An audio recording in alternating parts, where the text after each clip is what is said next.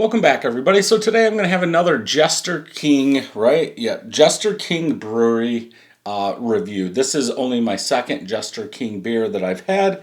This is Texas High Desert IPA, India Pale Ale with Texas malt and yeast from the West Texas desert. 6.7% ABV, Austin, Texas. Cool can art. I hope it's not floral. I'm not a big fan of floral, but I saw it. I've never had it, so you have to try it once. I do have the receipt. Let's see. $4.99 just says just. And I thought I got two of them, but I don't remember what the other one was called. Because it says two singles, also 18 or 16 ounces, $4.99. So I'm guessing it was $4.99. Let's see if there's a date on here. Packaged on 7/1/24. This is the end of November. I would say at its limit, but that's totally up to you. Let's go ahead and get it into a glass and see what I think about it.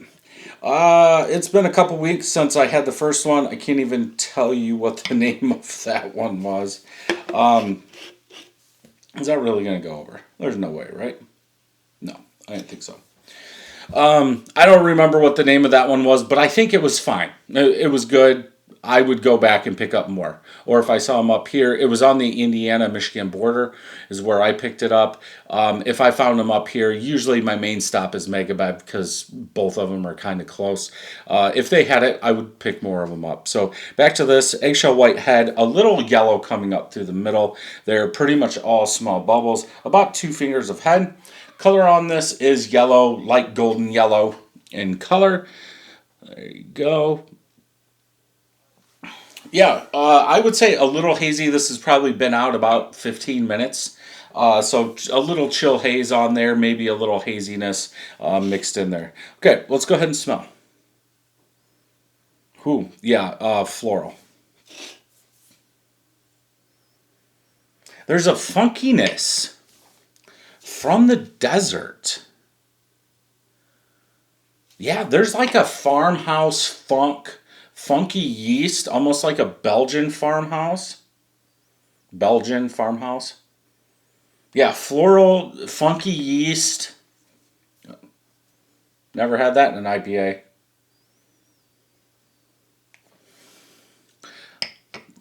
Floral malty yeast. Again, like I said, I do not like floral, but I'm going to try it. So my score might differ from yours, but we'll look on Untappd once we're done. Doesn't smell the greatest. I like the Farmhouse Funk. I like Farmhouse Ales. I can't remember that company. I was getting them about every other week just to try different ones. And yeah, it's just something different. So let's go ahead and taste.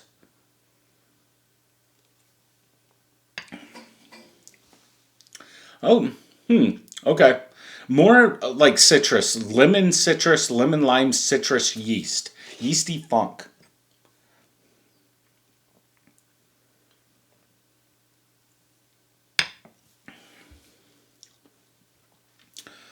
Maybe a touch of floral in the taste? Huh, that's actually surprising. For as much floral as I'm getting in the smell, I'm definitely not really tasting it.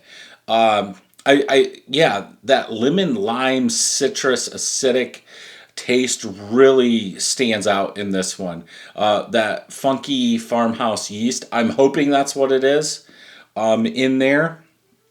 Kind of wrecks your palate. That citrus is strong enough to cut through it, but that funkiness is still there.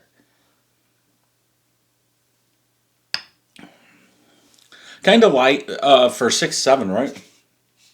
6.7, I would say a little bit light, just under medium. I get some floral in the back now. It's not bad though.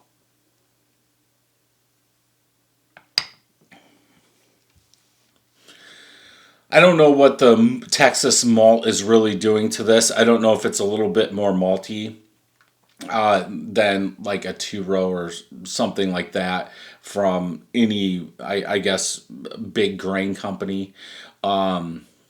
But I don't really see anything that's standing out, in my opinion. I know up here in Michigan, usually like Chinook, if it's grown, it's a little bit more spicy, or Cascade or Centennial. It's a little bit more spicy. So you could, that's why I grow Chinook. I do like that spice. I like to mix it with rye malt.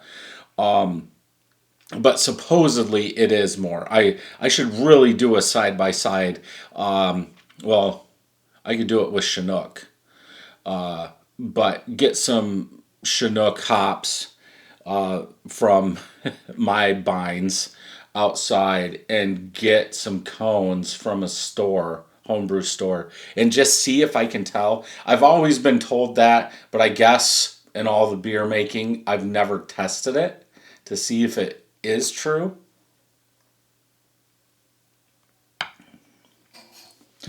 Yeah, this isn't bad.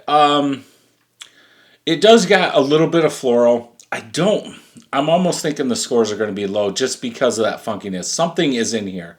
It doesn't taste bad. So I'm guessing it's the yeast from the desert. However they captured that. I don't know if it was like, I can't remember what they call it, but they just put it in an open vat. I doubt they did that. I'm guessing somehow they collected the yeast from out there and then brought it in and put it into a fermenter. On this one, I'm going to go 3.75. It's not bad. It is something different. Does it taste like an IPA? I would probably just call this a farmhouse ale. Maybe a little bit more IPA-ish. Than a standard farmhouse ale. But overall, I would say farmhouse more than anything. But people can call it what they want. So 3.75, let's go ahead and check on tap. Okay, so they are calling this a farmhouse IPA. Sure. One of my friends has checked it in at 3.9 out of 5. Almost 250 people, 3.72 out of 5. So I'm right in line with them. Floral, funky, juicy, yeasty, malty. I didn't say juicy. I said funky, floral, yeasty. I talked about the malt. I wouldn't, yeah. Yeah. I don't want to look at everybody because 90% of the time nobody says anything anyway. So, yeah, I would say definitely one to pick up and try unless you really don't like that farmhouse funkiness in there. Then I would say pass. But, yeah, definitely one to try out if you've never had one. If you enjoyed this review, check out some more over here. Don't forget to hit that subscribe button and ring that bell, and I'll see you in the next video.